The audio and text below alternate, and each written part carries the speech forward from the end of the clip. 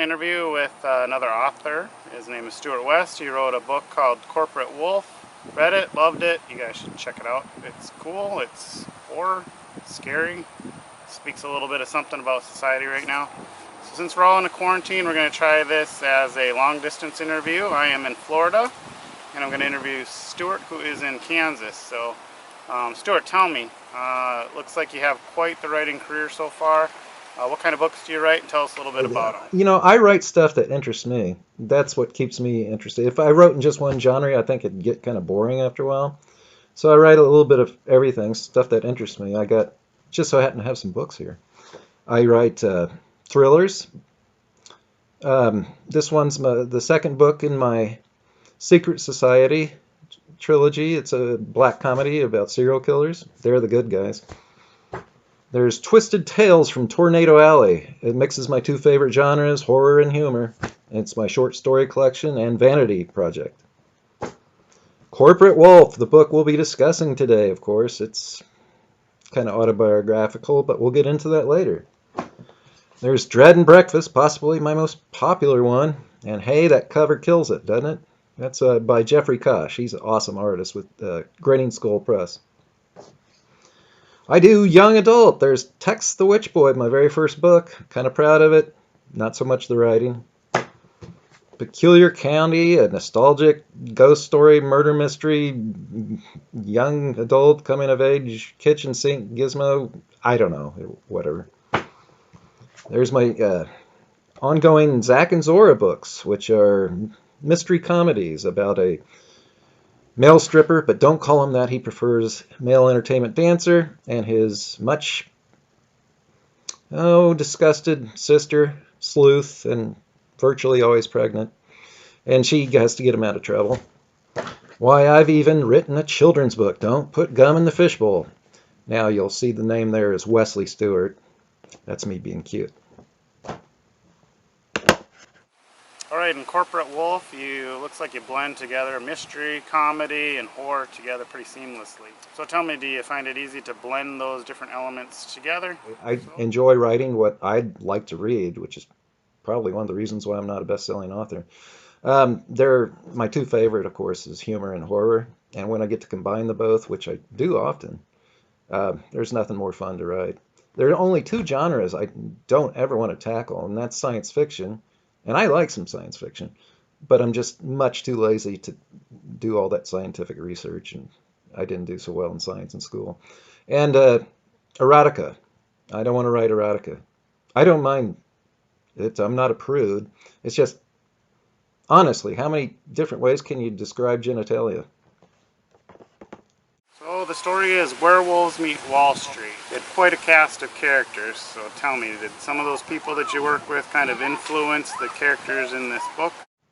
I was a corporate drudge at the same horrible, horrible company for 28 years, maybe longer. I lost count. It was such a nightmare. And once the company finally tanked due to mismanagement and idiotic co-workers and stuff, I finally decided I didn't want to work for the man anymore. And it just beat me down so much, so badly. But one good thing I did take away from it are lots of memories of really ridiculous things happening in the corporate sector, to myself and to the people who fell next to me. Um, yeah, it was awful, but that's what Corporate Wolf is about. It's me exercising my demons in a satirical fashion, and horror. There's horror too, if you will. So the main character is Sean Biltmore, and he has his best buddy in the story is named Redman. Love the character, larger than life kind of guy. So tell me, where did you get the idea for this character, and why is he so important to the overall story? Oh, good old Redman. You either hate him or you love him. I've had readers do both, and that's kind of what he is like in real life. He's a combination of a lot of my drinking buddies and over the 28 years I was at this company. And, mainly slackers and drinkers, and that's a lot of the times that was the only way to survive, become invisible. Um, Redman's purpose in the story is that first of all, he provides a good sounding board for Sean. Secondly, I think he's kind of a wake-up call to Sean. Don't become content. Don't sit there sliding on your sled of slackerdom into Redman town. Get off your butt and do something good with your life. I love the matchup of horror of corporate world and the horror of werewolves. It was a nice mix of the two. What made you decide to use that as your setting for your horror story? Eddie, I wanted to try a werewolf book. I've always been a fan of the genre, but I wanted to do something different with it because it's been done to death. And I just thought, honestly, oh, first of all, the old adage is write what you know. And I knew that. I don't know much about lycanthropy except for what I've seen on TV and movies. But the combination between corporate America and werewolf just seemed pretty natural to me. And I'm surprised not many people have run with it, if anyone has. There's the pack mentality. There's the savage beast, and that's what it is. When I worked at my company, I had enemies, for God's sakes. Why? It's a stupid job. I was just trying to get my job done, make a living, and go home for the day, and do a good job doing it. But, I saw so many people backstab and lie and cheat and manipulate and paint people in poor pictures. And, none of it really mattered at the end of the day. You went home, and I would hope that these people wondered why they were so barbaric in their behaviors. And honestly, I think the werewolves are better behaved than the norms in the book. So the main character, Sean Biltmore, he wasn't sure at some points of the story whether I wanted him to succeed or fail, or you kind of were irritated by him a little bit. So he's a very well-rounded character. He wasn't your straight-up protagonist, straight-up hero character. He had a lot of flaws. Was there any point when you were thinking about his character where you had him as a little bit more of a straight and narrow hero type, or was he always the main character with some flaws? Nope, Sean was always meant to be the way he was. God bless him. No, he's not the strongest guy in the world. He does learn and grow throughout the book, both good and bad. Um, he is a lot like myself, flawed like everyone. I always love writing the everyman. I don't like superhero guys with the strong chin and the babes hanging on every arm and they can do no wrong. Nah, to me, the everyman's the fun character to write about. And I think he's more empathetic than a lot of people give him credit for. Go, everyman! So the myth of the werewolf has been around for a long time. It's been done in a lot of different ways.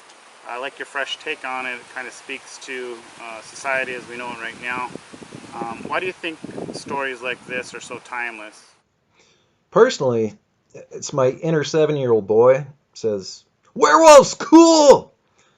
But, I think a lot of people like werewolves, and maybe it's because, and I'm stretching here, I'm no shrink, maybe it's because they like the freedom that their animal side allows them. They're able to act on their bestial nature.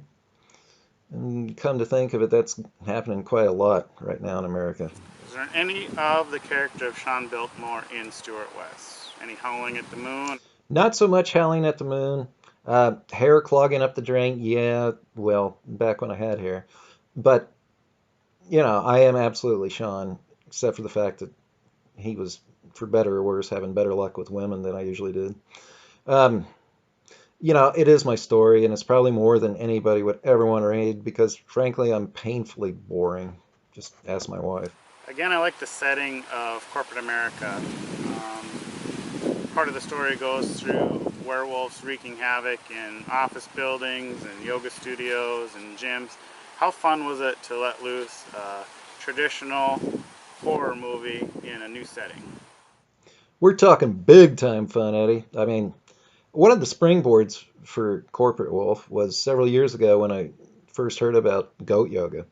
And I thought, wow, if I'm going to go ahead and write about werewolves, what could be more fun than having a werewolf rip into a goat yoga lesson? That was a lot of fun. Is there any chance for a werewolf sequel? You got something else up your sleeve as far as monsters in modern society? You know, Eddie, those are two pretty cool concepts. You better get on them quick before I rip them off from you. But the only thing I've really got percolating right now is I don't know, a horror tale called well, it's not called that, but it would be Cronenberg horror meets H.P. Lovecraft type horror. Modern against I don't know what you'd call Lovecraft. But it would involve two farmers in the Midwest. Of course, that's I always write about Kansas because I'm stuck here. It's a horrible, horrible state. One of them's a scientist, one of them's a farmer, and the farmer finds an old Lovecraftian god on his farmlands. The scientist is I can't tell you too much about it, but that's what I'm working on. Although, honestly, since the shutdown, I've been kind of my muse has sort of flown for a while, which is strange. Everybody thinks I should be writing more. We'll see what We happens. live in a scary world right now, so what do you think horror offers in this world that has turned into a real life zombie movie? It is a scary old world out there now, isn't it? Yeah, and honestly, I don't know if people are going to be wanting to turn to horror since we're all living uh, in a horror film right now. It's ridiculous. Maybe I'm going to have to start writing about rainbows and unicorns and hugs. No, yeah. So I've asked you quite a few questions about yourself. Why don't you ask yourself a question? Well, to be honest, Eddie, something's always bothered me.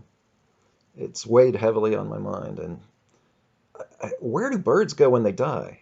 Why aren't the streets and yards littered with bird corpses? I mean, seriously, what happens? Is there a bird cleaner? I don't know. I want to know. Please let me know on my blog. Okay. So I always have to ask, who would win in a fight, Mark Twain or Stuart West? Very good question, Eddie. It's one that I think people usually talk about quite a bit. Um, okay, granted, I'm not much of a fighter, never have been. Every time I get in a fight, well, that was in my past. Wasn't my fault. And of course, I can't run very fast. Still, though, I would say I'd have the edge on Twain only because I'm still alive. Now, if he were a zombie, especially one of the 28 days fast zombies, I don't know. It's food for thought, definitely. So have you been working on something new during this quarantine? What should we be looking for next from Stuart West? Well, I got about one third of the way into my new book, the fourth one in the Zack and Zora comedy mystery series. Um, Another plug again. There's Murder by Massage. That's the second book in the series. And by the way, they're currently without a home, so I need to. I left the last publisher who published those, and I need to find a new mystery publisher. So if anybody's interested, or if anybody has any ideas, or point me in the right direction of a good publisher, please do so. Okay, end of that plug. Anyway, this book that I'm stuck on because the muse has left me, as I said earlier, is called Massacre of Mustaches.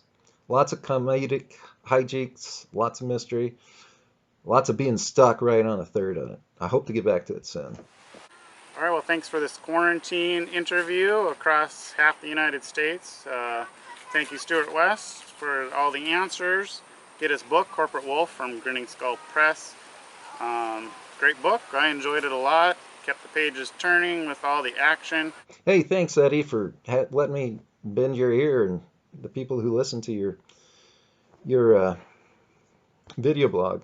Um, Look me up. I have a blog that's quite controversial sometimes. It's either my rant of the week. Sometimes I interview other authors, or Eddie's should be coming up soon, or even movie directors, people like that. Or I'm just being stupid, which is nothing new. Ask my wife. So anyway, carry on, people. Be safe. Be kind, everyone. Do what you can. Talk to you later. Peace out.